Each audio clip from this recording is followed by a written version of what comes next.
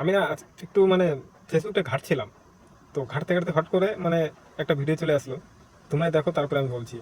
कैसे हुई है ये बात? ये वीडियो बना रही थी तो मैं वीडियो दिखने दो ना देखने दो ना।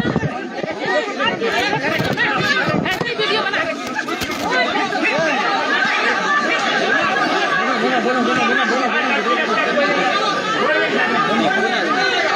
ওই যে কথায় আছে না, তুমি চললো ডালে ডালে, আমি চলি পাতায় পাতায়।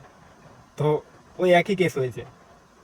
মানে দিদি তো, মানে সরি, পিসি পিসি তো মানে নাটক করেই বেড়ায়, যে কোন সময় মাথা ফেটে যায়, কোন সময় পা ভেঙে যায়।